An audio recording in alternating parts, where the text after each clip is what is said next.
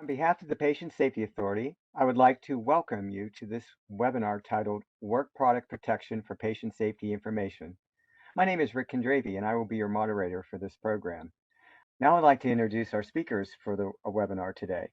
Charles Kelly is a highly regarded litigator with extensive experience handling healthcare, media, and complex commercial litigation. He regularly litigates cases in federal, state, and bankruptcy courts. Samantha Gross represents and counsels healthcare providers in regulatory, compliance, and transactional matters. Samantha's experience includes drafting, editing, and negotiating contracts related to physician employment, joint ventures, and other arrangements, as well as healthcare mergers and acquisitions and commercial ventures. Samantha, I will now turn the program over to you. Thank you very much, Rick and Shelley, for having us here today. Very happy to be here. Hello, everyone. I'll very quickly go over our objectives for today. The main thing that we will be discussing is patient safety work products. You'll learn what that is and how to structure a patient safety evaluation system to protect patient safety related data and to ensure that it is confidential and privileged, meaning that it would not be accessible in litigation and would not be permitted to be provided in discovery. That leads us into our second objective, which is to learn how patient safety work product is protected from discovery under those laws, and we'll go through the best ways that you can ensure you have those protections in place. To provide a brief introduction, today we'll be talking about the Patient Safety Quality Improvement Act, which is a federal law that creates legal protections for information that is disclosed by healthcare providers to patient safety organizations. This information is generally related to patient safety incidents or issues that have come up, and the information is privileged or confidential, again, meaning that it cannot be accessed in discovery or used against the provider in litigation. Patient safety organizations, or PSOs, are private third-party organizations that serve as patient safety experts for providers that work with them. We call the providers that work with them their members. Patient safety organizations can be nonprofit or for-profit organizations. They can be consulting firms, healthcare providers, really runs the gamut. The Patient Safety Quality Improvement Act, sometimes called PSQIA, and its state equivalent in Pennsylvania, the MCARE Act, were really designed to foster frank and open discussion of the quality of healthcare services without fear that the provider would have that information available to be used against them in litigation. The state and federal legislature recognize that there is a real public interest here in improving the quality of healthcare by reviewing the incidents that occur, understanding why they're occurring and how best to address them. And that frank conversation really cannot happen if the confidentiality and privilege protections are not in place.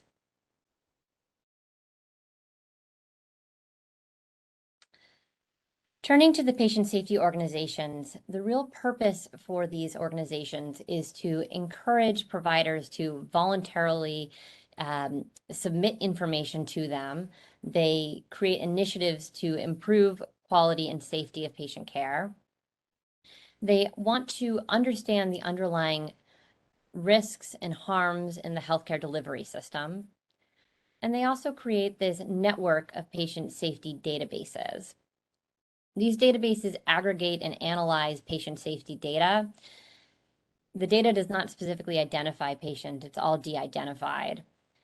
And it makes that information then available for researchers, for providers, and they provide national statistics, trends, and patterns so we can better understand why patient safety issues are happening and hopefully endeavor to prevent them.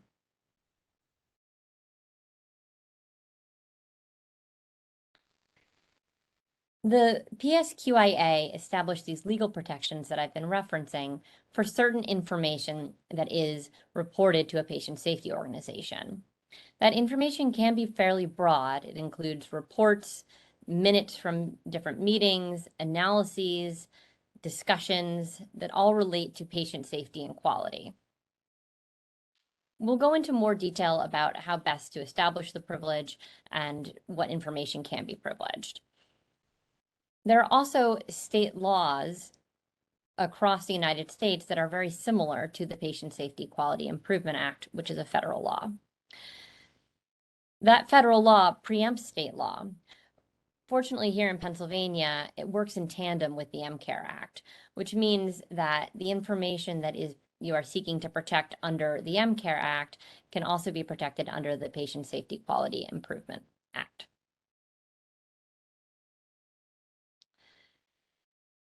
And the protections that are provided under the Patient Safety Quality Improvement Act are really quite broad.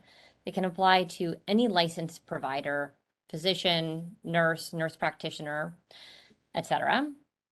The protections apply both in state and federal proceedings, meaning a court at any level, administrative law court, disciplinary proceedings against a provider, all of that would apply.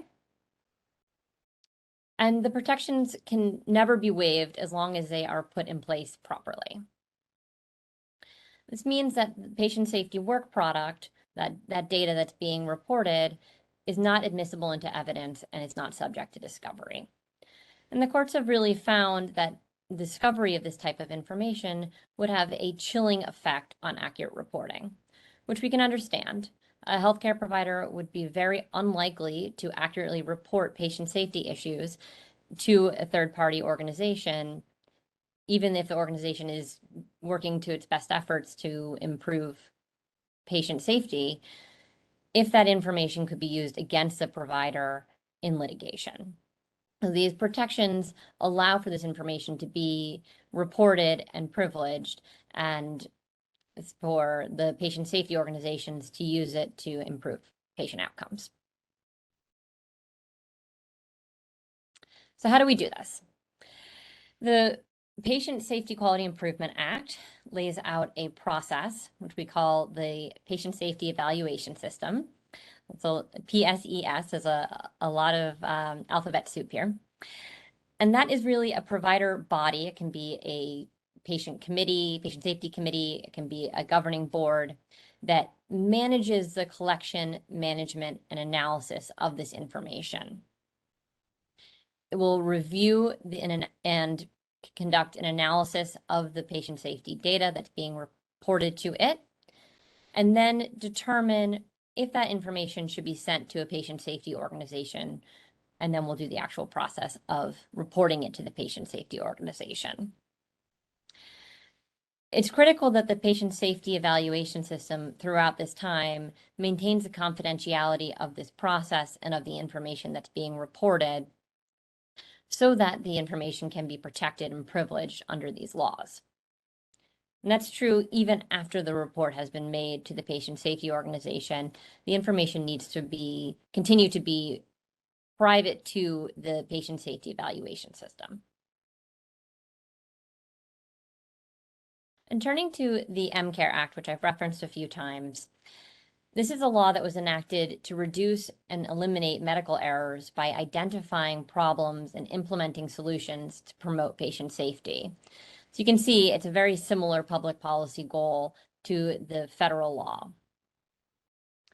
The MCARE Act requires that medical facilities develop and implement patient safety plans to report serious events and incidents to the Patient Safety Authority. And again, here we have these confidentiality and privilege protections that you can see on the screen, protecting the patient safety investigation and reporting.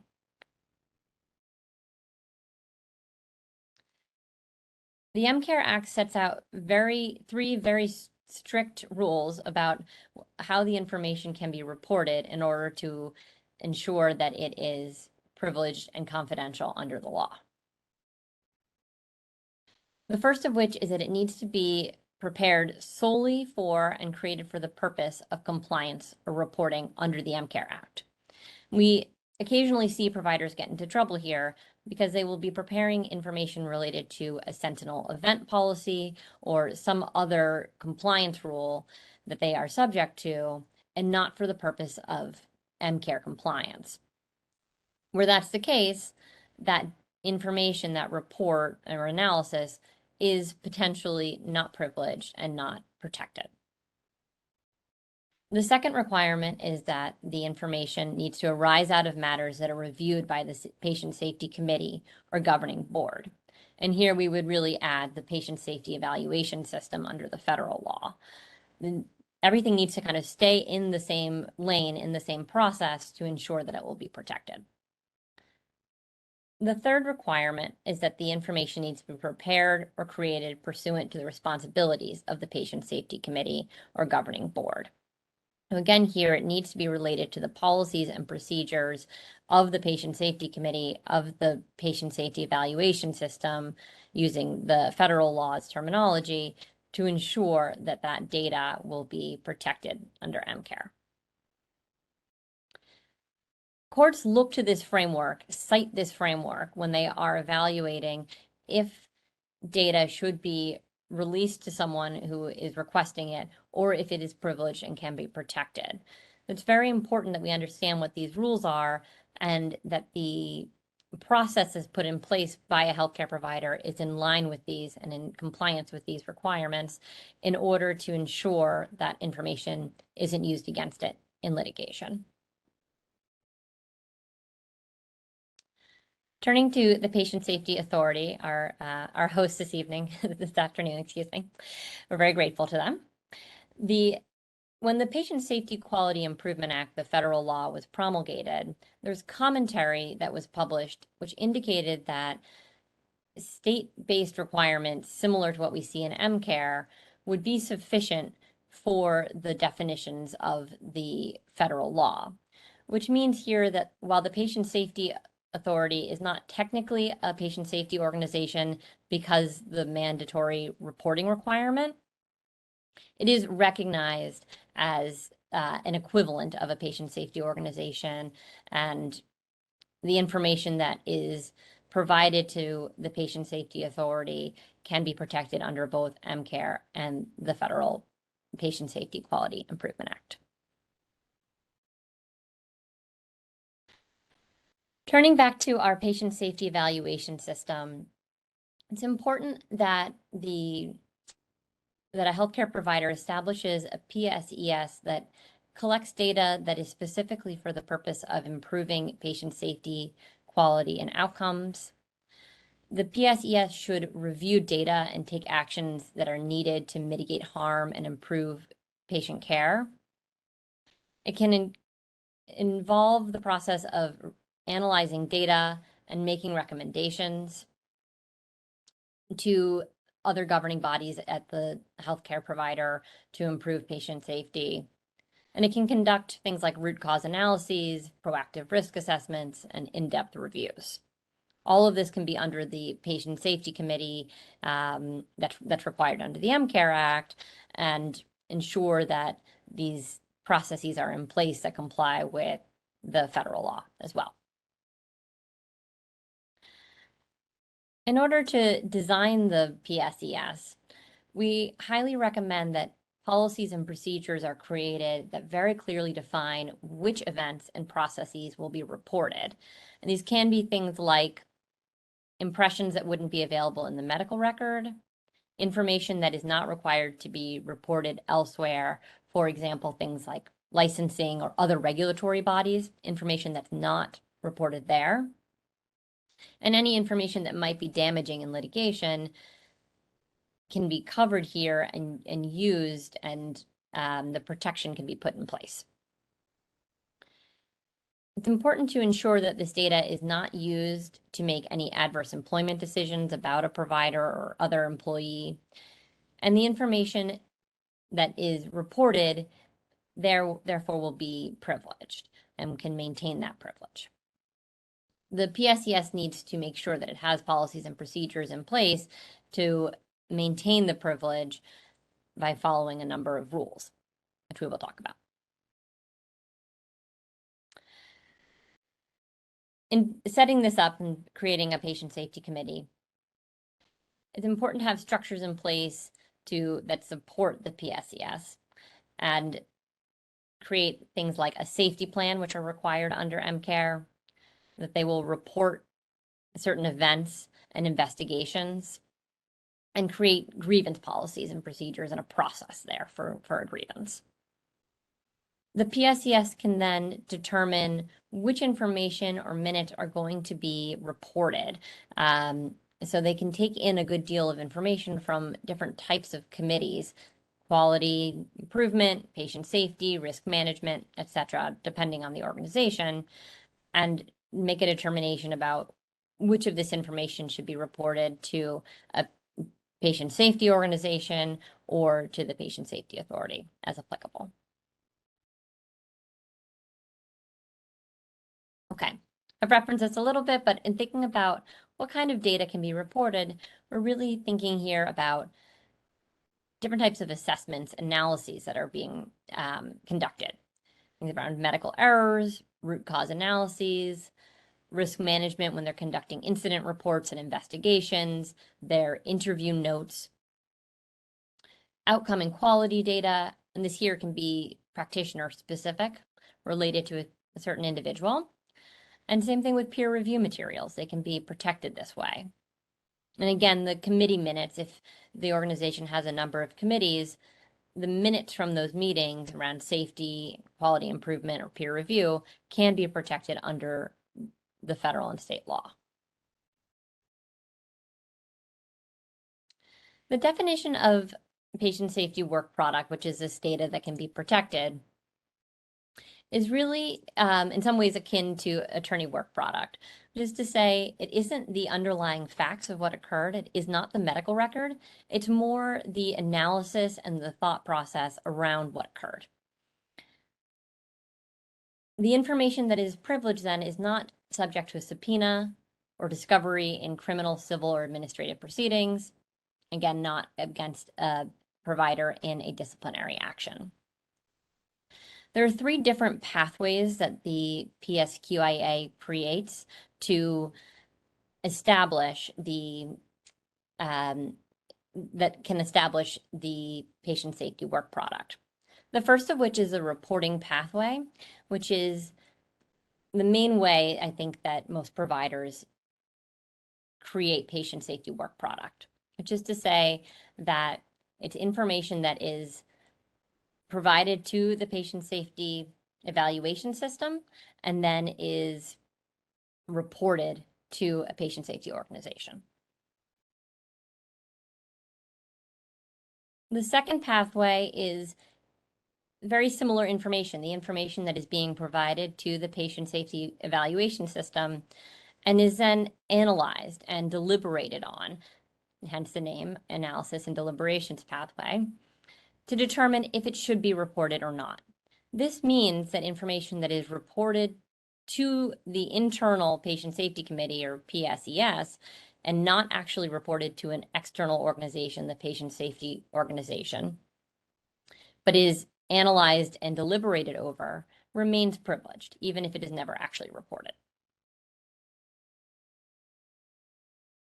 And the final pathway, which is really for the patient safety organization, means that the information that's provided to that external third-party organization and then is developed into analyses, reports, memoranda, and can be provided back to researchers, to its members, the patient safety organization's members, which are healthcare providers.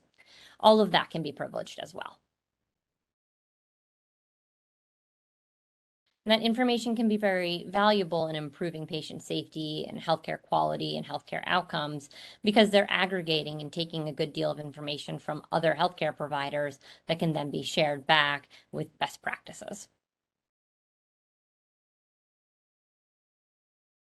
How to ensure something remains patient safety work product and what is not. So as I mentioned, it's not the underlying medical record. It's not the billing or discharge information or their original patient information, right? The underlying facts are not protected. We can't change the existing facts. What we're trying to do here is protect the analysis and the deliberation and the data around the facts. Information that is collected or maintained outside of the patient safety evaluation system is not patient safety work product. And this is really the space where we see a lot of providers get in trouble. Information will be collected for another purpose, for compliance with another regulatory body, for compliance with a sentinel event policy or some other internal policy, but not for the explicit purpose of reporting through the patient safety evaluation system. Where that's the case, that information is not privileged and not subject to the confidentiality benefits of the Patient Safety Quality Improvement Act.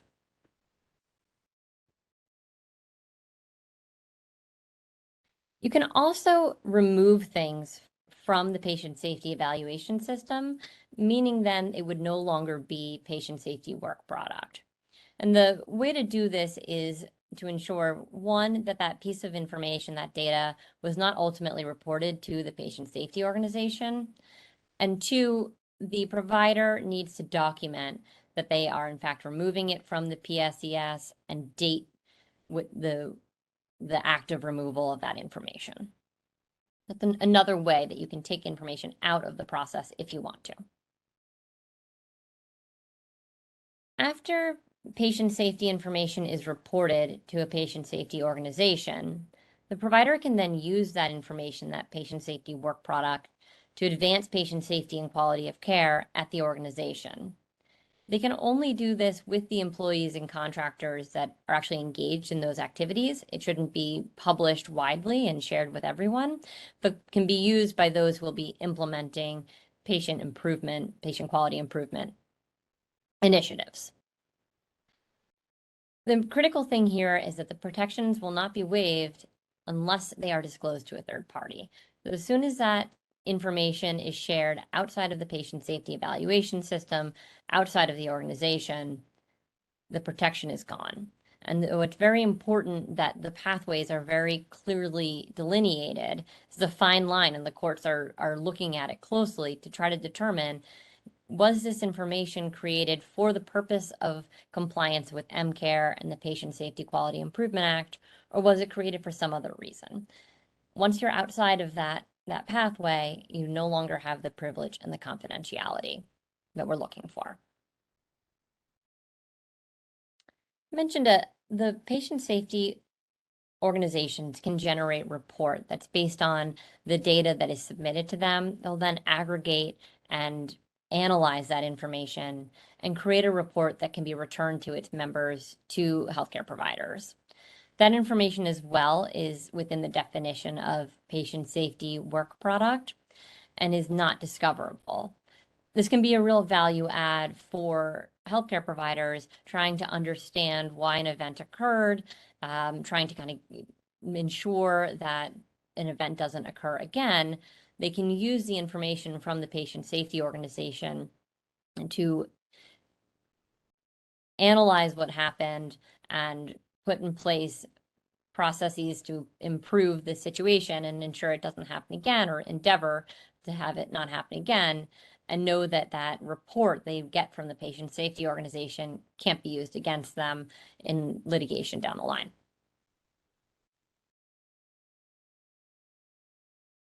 So you may be asking, because we talked a bit about the Patient Safety Authority and MCARE, there's a mandatory requirement under MCARE to report this information. Why work with a patient safety organization in addition to this? Many patient safety organizations have a specialty focus where they are collecting data around a specific type of issue, for example, breast cancer, pediatrics. And therefore, the provider can receive reporting and analyses that are in that specialized area. Many patient safety organizations also offer at least one learning-based service, things like webinars, in-person training, and technical assistance. Many also offer safety huddles or safe tables where providers can come together and speak with each other from different organizations about issues that they're seeing. And then as a result of that, have a frank discussion that is going to be privileged and could not then in turn be used against the provider in litigation. there's a great benefit there to learning from each other and finding out what best practices are in a safe, privileged environment.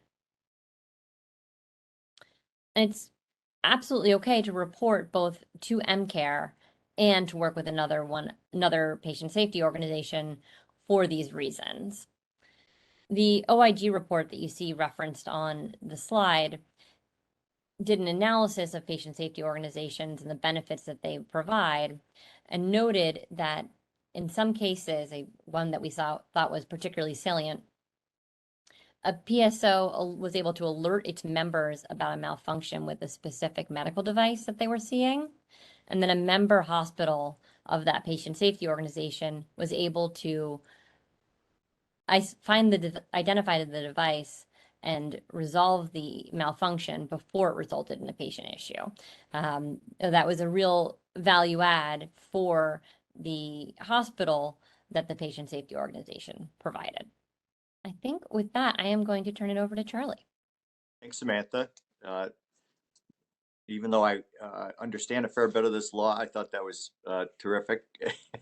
And I think I know more than I did before you started. I also want to say thank you to Rick and Shelley for having us.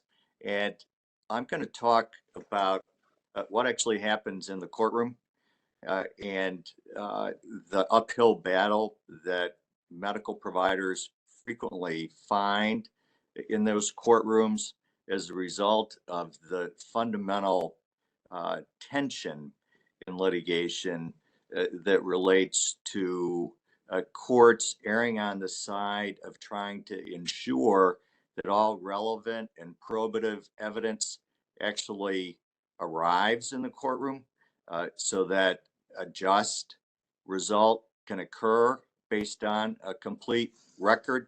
And so I start with this basic slide, which talks about litigation tension as it's described by judges frequently in their opinions when they're describing what their focus is.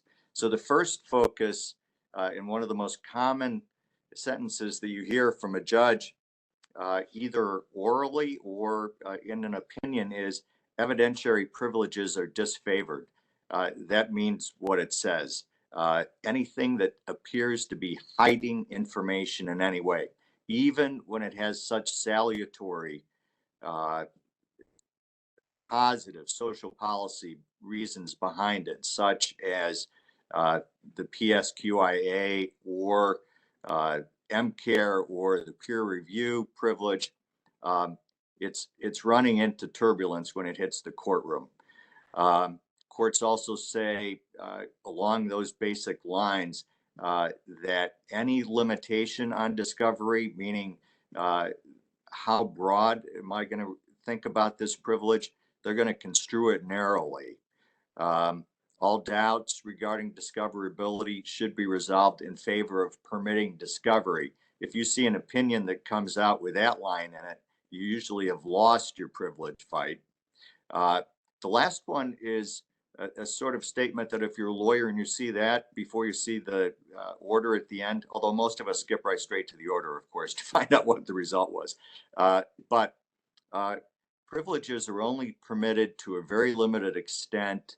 Excluding relevant evidence has a public good transcending the normally predominant principle of utilizing all rational means for ascertaining truth. What's that mean in a sentence, a short sentence? Public policy matters. What happens in a courtroom? Burden is on the hospital or other medical provider to establish that all the steps that Samantha just described with respect to the PSQIA and the MCARE Act have actually been satisfied, so that you accurately and properly created a patient safety committee. You've accurately and properly created a patient safety evaluation system. That work is done under the rubric of those systems or committees, that the data has been submitted within the context of the regs and the rules that relate to the flow of information is set forth in those acts, judges are really stringent in looking at that. If you can establish that the information you would like to keep privileged has met those standards, the judge then turns to the plaintiff and says, you know what? This hospital, this medical provider has established that they have undertaken a patient safety analysis that both the state of Pennsylvania and the MCARE Act and Congress in the PSQIA have decided as a public policy matter should be privileged to protect and improve patient safety outcomes. And so then it's up to the plaintiff to say, well, you know what? They didn't keep that information within the PSES or the Patient Safety Committee. It got outside the context of the proper means for handling it. Therefore, it's been waived, or maybe there's some exception that applies that would allow for certain disclosure. So that's the basic joining of the issue for the judge and the parties in the courtroom. And let me show you this public good slide for a second. When a litigator, and I've been doing it almost 40 years, goes to court, what you do with your witnesses beforehand is you humanize them, right? You try to tell them to be relaxed. You try to bring out information about them that a fact finder, whether a judge or a jury, will find interesting and important. And in essence, you want your side to be liked because you're honest and you're good and you're trying to do the best you can. In the same way, it's important that your lawyers, but also you, when you're thinking about what you're doing, keep in mind the social policy, the social good that's occurring here. The law, in the end, is about social policy, public goodness. So, what's the public good in protecting information in the PSQIA? Congress looked at a report in 2000 that was pretty frightening, talking about medical errors, how many deaths are caused per year. The fact that at that time it was medical errors represented the 8th leading cause of death, that the cost of errors is tremendous, $17 billion a year back then. And Congress said, holy cow, we need to create a safe space so that physicians and nurses and administrators are able to frankly discuss what happens when an error occurs so that it won't replicate itself, so that we can advance medicine and the procedures of medicine. That sounds social policy. That's a big reason to say to the judge, this should be protected. There's a real good argument for that. MCARE's policy is similar. You want to reduce errors, identify problems, implement solutions. I have a slide that also talks about the notion we're not going to get into the Peer Review Protection Act. We're going to focus primarily, as Samantha has, on the PSQIA and MCARE. But again, here are a few notes about when that act was passed, what was being considered in the halls of the legislature about important social policy. That needs to be uttered in the courtroom and in the documents that are submitted to the court, and should be in the back of your mind. You're doing really important work. These are important committees. What I've done is, not sure about you, but I know when I was in law school, one of our professors in the beginning told us they were going to teach us a whole lot of fancy law over the next 3 years. But what really matters to us, if you were going to be a litigator, not really sure why he said that to a class of first-year law students, but it resonated with me because I knew that I wanted to be a litigator.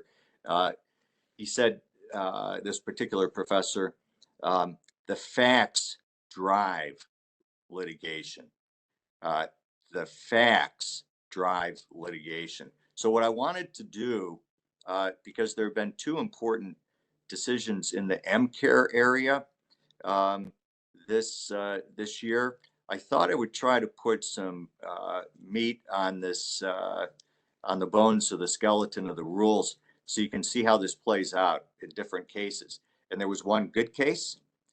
Sanders versus Children's Hospital is the good case, where patient safety committee information was ruled privileged.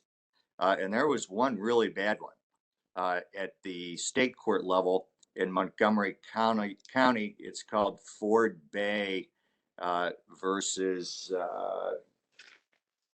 Professional Anesthesia Services of North America and Physicians Care Surgical Hospital. I'm going to talk about both those cases quickly right now so you can get a sense of how these privileges play out in a courtroom. So let me tell you about Sanders again. This is important because we won. It's also important because it's the Superior Court. That's an appellate court. Appellate courts are the ones that create the law that is supposed to be followed. Other courts, meaning the trial courts in the state, when they're trying to figure out what to do with an issue, look to see has the Superior Court or the ultimate voice in the state, the Supreme Court, uttered a view on the issue. So in Sanders versus Children's Hospital of Philadelphia, here's what the issue was. And some of you may remember it. Some of you on the phone or at the webinar may be from Children's Hospital. There had been an adenovirus, I think I pronounced that right, outbreak that had led to the deaths of a host of young children. The infectious disease department, a doctor named Dr. Salmons, immediately got involved as instructed by the patient safety officer, also a doctor, Dr. Boswinkle, and said, you've got to investigate this and get on it in a hurry. So Dr. Salmons, already under the instruction of the patient safety officer, all these facts mattered to the court. Children's Hospital followed these rules to the T in ensuring that the mechanism was activated through the right parties at the very inception. So Dr. Salmons goes and in short is trying to figure out the devices that the doctors were using were lenses and other ophthalmologic equipment, and it was never touching the eyes of the babies. And so she's trying to figure out, well, I can see that the germs are actually on the devices. How is it getting to the baby? And of course, she figures out what was happening was, unbeknownst to the doctors, they were touching both the devices and then touching the children's faces, and the deadly virus was transmitted. She ultimately figured out, Dr. Salmons, that this equipment had to be bleached, that the prior procedures were not adequate to protect. And what happens? She, within a matter of days, Dr. Salmons, provides reports, both oral and written, to the Patient Safety Committee. The Patient Safety Committee then tells her to go out and do even more research. She goes to multiple departments to talk to doctors. She starts to create PowerPoint slides to explain what was going on to physicians and nurses in the hospital. Also gathering data, as Samantha was describing it. She was in the process of undertaking a root cause analysis as directed by the patient safety officer and the patient safety committee. And she was bringing all this information back and It was being presented with internal deliberations and then detailed reports about how to avoid this type of problem going forward. The plaintiff said, you know what? We want to see that root cause analysis. We don't know who did that exactly. We want to see all the rest of the data and the information submitted to the Patient Safety Committee. And the court said no. And the court said no based on a variety of information. Not only what I just described to you, it's the second bullet point that the patient safety officer and the patient safety committee was involved, requesting information, supervising throughout. But all the key information had been stamped confidential as part of this. The relevant patient safety plan, also referred to by the court, actually had citations to MCARE. So throughout, there was documentation that was available to show that all these MCARE rules and regs in the Section 300 series were followed. It just a terrific job. Now, there is one limitation, however, and I want to mention this in the next slide.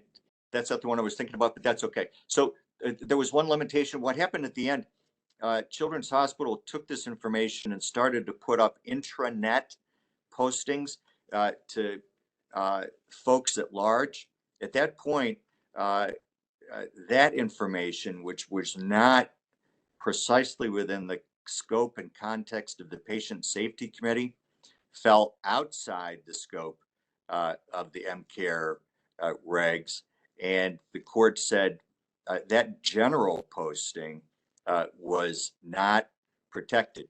So it's the opinion's very helpful, but it's also a word to the wise that anytime you're going to move any information in or out of that Patient Safety Committee, it sure makes sense to be talking with your general counsel, if you have one in-house, or your favorite outside lawyer, to say, you know what, can we really send this? Where can we send it? Should we only send part of this information if it's information you'd like to keep privileged? So that's a brief description of the Children's Hospital of Philadelphia case. Just terrific law being made. The bad case was in state court in Montgomery County. And here is where a hospital, at least according to the trial judge, did just about everything wrong. In this case, there was an incident that led to a sentinel event. A quality information officer, they didn't use patient safety officer, they had a quality information officer, received a report from an RN. The activity that occurred was pursuant not to a patient safety plan, but to a sentinel event policy. And this sentinel event policy did not refer to MCARE. The procedures that the hospital followed didn't bear any meaningful resemblance to MCARE. The court was literally looking at what did this hospital do. They don't document that they relied on the regs. They don't have references to the regs in their policies. They didn't create a patient safety committee. There was no reference to a patient safety committee. And they ultimately said, because I can't find MCARE either expressly or implicitly through the activities and the creation of these relevant committees, I find that the privilege does not descend. Going back to the burden shifting, there was no burden shifting here. The hospital never established that it had followed the MCARE regulations. So they're both very helpful cases to look at because there's a fair amount of detail. Frequently, the detail is either missing or indistinct in opinions, but these two are very helpful. The other comment here is that as you can tell by just listening to this conversation about these last two cases, all these cases are fact specific. They're decided on a case by case basis. There's no bright line test here other than uh, have you created your policies with ideally explicit references to the relevant statutes that you're intending to follow, and thereafter have a record of what you did and when you did it for information flowing back and forth between relevant professionals and the patient safety officer and the patient safety committee. I thought I would also give to you a little bit of information that flows out of the dozens of cases that we actually read for this and as in a normal course in our healthcare practices. But I call them discovery dichotomies: what is discoverable and what's not discoverable. Um, Not discoverable. You heard Samantha talk about documents solely created or prepared for purposes of compliance with MCARE. That's part of the rule for the MCARE Act. Or if you were talking about PSQIA, did you prepare and push this information through the patient safety evaluation system? What is discoverable? And again, this harkens back to Samantha, but quickly, original source materials. What's that mean?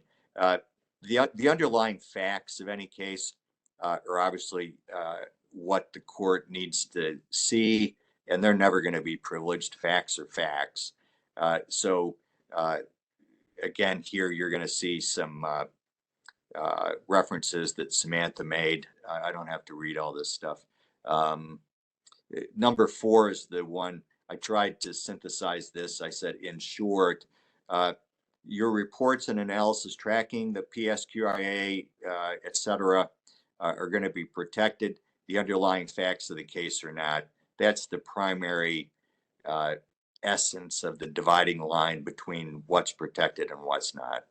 So my practice tips real quick, I think I've got 2 minutes left, is as we've discussed, follow those statutes. They are the guidepost for the court. They're sitting there staring at those statutes and regs and applying them to the facts to say yay or nay on the privilege. You really can't emphasize enough how positive the result was for Children's Hospital as a result of the foresight they had to invoke the patient safety process immediately. And how did they document that? Not only internally, but how do you document it when you go to court? There was an affidavit from Dr. Sammons in which she explained everything she did, and she had her own internal notes and data, obviously, about what she did and when she did it, and had specific dates and whatnot to support it. The same thing with Dr. Boswinkle. She did the same thing. When you know you've got one of those moments, invoking this patient safety process is critical. As a matter of law, obviously, it's critical as a matter of medicine, but you all know that better than I do. It's helpful to know the basic legal predispositions that you're fighting uphill. So don't take anything for granted. Follow these procedures rigorously, meaning the procedures as identified in the MCARE and Patient Safety Quality Act. And I also think it does help to think like a litigator every once in a while. If you know where this is headed and where's this headed in the really tough cases, it's headed to a courtroom. And it's helpful to be thinking to yourself, I'm not going to have an easy go of it in that courtroom. I've got to be on top of my game. And every day out there, you guys are on top of your game at bedsides, in operating rooms. You're terrific on the medicine and do a great job. And we're very lucky in America to have you. But you need to take off your medicine hat or slide it over a little bit to let your law hat get on too. And think about law documentation too. So at any rate, those are my comments. Again, thanks for having the chance to chat with you. I'm seeing some really good questions in both the chat and in the Q&A, some of which are going to be very fact specific. And I think that really hammers home what Charlie was mentioning. The facts here matter so much. So Shelley, to your question about as an organization sending an executive summary to leadership about serious events and creating a standard statement there about the information being patient safety work product, really good question. It's going to depend on how that report is made, where that information is coming from, if that's all coming out of the PSES or if the information is coming elsewhere. It may or may not be considered to be privileged. And we'd be happy to speak with you offline and kind of walk through the individual questions there, because so much of this is, again, going to be about the facts and about what exactly occurs in each situation. And so with that, I'll thank you very much. We really appreciate it. Our contact information is here, and I think we can move into just an open question time if anyone has anything that they would like to ask. Well, thanks, Samantha and Charlie. What we'd like to do is move into our Q&A portion of the session and all the presentation. And we've already had, a couple of questions, as you've mentioned, but I want to circle back to one of the questions that was asked let's see if I can find it, about the incident report and discovery of the incident report, and made mention to it being mentioned in the medical record and all. And I know that's been a frequent question asked by a number of our patient safety officers and risk management personnel too. And I know it may be jurisdictional, but working as a patient safety officer and director of risk management, I was based in Allegheny County, and in the courts here, the initial incident report was discoverable. And it's and I believe you both did a good job of talking about, the investigation process and discoverability and making sure how it's handled. But I know that once that report is generated, there's an investigative process that kicks in most, if not all, organizations. And that's what I was under the impression that was not discoverable. Again, depending on how you handle that investigation process and all. Do you have anything that you can share with regard to the confusion over, what we're hearing sometimes and what actually is occurring with regard to the initial incident report versus the investigative process? Yeah, Rick, that's a great question. And it's, again, one of the, it's an issue addressed in both the Children's Hospital case and in the Ford Bay case.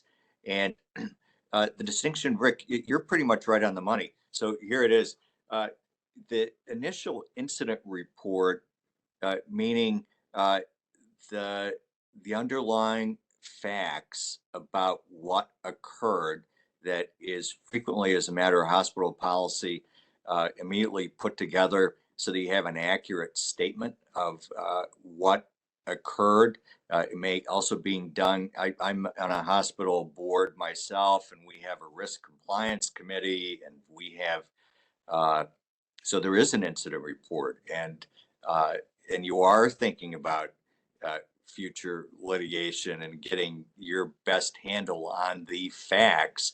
But those types of reports are discoverable in the main. And so, because going back to the basic distinction again, are they facts or is it analysis? It's facts. To the extent, though, that those facts then go into the patient safety process, whether it's an evaluation system or the patient safety committee and MCARE rules and regs, that's when the protections can start to apply. Also, sometimes plaintiffs say, well, I want that protected information too, because the facts are sitting in there. The law is clear. Just because certain facts happen to be sitting inside otherwise privileged documents does not undermine the privilege. So, but going back, I'm being a lawyer, I'm talking too much. What's the basic distinction? Incident reports discoverable when you're getting the basic immediate information together, and analysis not. Well, thanks. You know, and that has come up. I mean, I hate to tell you how many years back I go, you know, experience-wise, and that's been a never-ending question. So thank you for that. We have a question from Linda Sunday. It says, uh, it keeps this Q&A box keeps shifting on me. So hold on for a second here. Let's see. PSES requires that the patients receive a letter acknowledging a serious event. This is discoverable, correct? Should the patient safety officer administrator send the letter? And I think it's actually MCARE requires the patient receive a letter acknowledging the occurrence of a serious event. And you know, in terms of its discoverability, you're sending it, you know, to the patient. So you know, you know, if you could just elaborate a little bit on that for clarity purposes. Samantha, you want to take that, or you want me to describe it? Feel free, Charlie. Go ahead. Yeah. So Rick, you're right about that one too. That that letter is discoverable. I think that the questioner is approaching a really important point, though, which is what you put in that letter should be very fact driven, and not start to speculate or wonder or anything else. Um, it's just the facts, ma'am, and that's that. I and don't get me wrong. I've had a father who had cancer and horrible, and we've all had. We want both as patients and as providers to provide accurate information. We love these people. This is a loving profession, but there are plaintiffs' lawyers out there who don't really love us and would like to make us miserable, and so we also get to protect ourselves. So just the facts, and it would be discoverable. Thank you. And I don't know that it matters who sends the letter. The letter has to be sent. That's the key. Yes, right. That's right. Yeah. Agreed. Okay. Well, unfortunately, we're at the bewitching hour, 1 o'clock. Thank you so much. And with that, I'd like to wish everyone a good rest of the day and conclude our webinar.